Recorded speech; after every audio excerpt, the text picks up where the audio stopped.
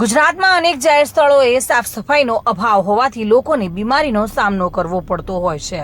ત્યારે સાફ સફાઈનો અભાવના કારણે લોકો પણ ત્રાહિમામ પોકારી ઉઠતા હોય છે, જેમાં સ્થાનિક લોકોની રજૂઆત પણ સાંભળવા કોઈ તૈયાર હોતું નથી અને નથી આવતું લોકોની સમસ્યાનો નિકાલ। ત્યારે અનેક રજૂઆત બાદ ગ્રામ્ય ક્ષેત્રમાં લોકોમાંથી ચૂંટાઈને આવતા સરપંચો સ્થાનિક સમસ્યા દૂર લાવી શકતા નથી તેવી અનેક ઘટનાઓ સામે આવતી હોય છે।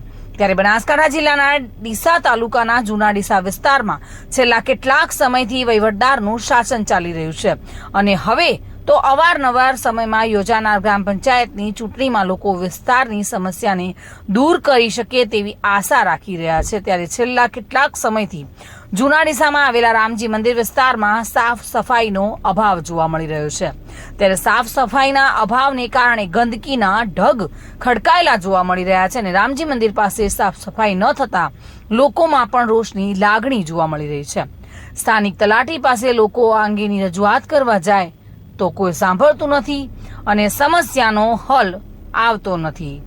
આ વિસ્તારમાં વિવિધ જાતિના લોકો પણ વસવાટ કરે છે અને તે વિસ્તારોમાં પણ સાફ સફાઈના અભાવના કારણે ગંદકીના ઢગ ખડકાયેલા જોવા મળી રહ્યા છે।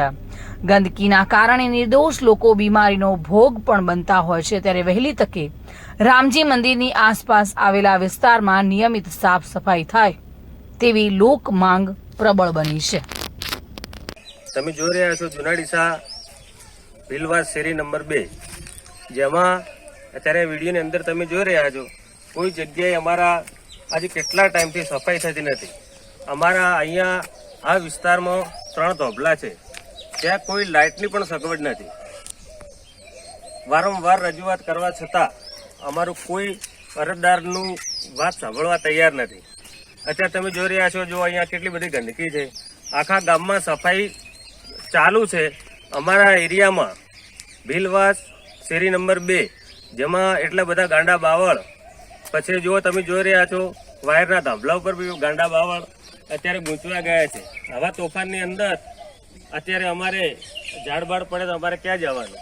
તલાટી કમ મંત્રી સાહેબ તથા પંચાયતની બોડી ને અમારી નમ્ર વિનંતી છે કે અમારું કામકાજ તાત્કાલિક પ્રત્યે કરવા અમારી નમ્ર વિનંતી છે। વિપુલ મંડોરા સાથે bureau report, today Gujarati news.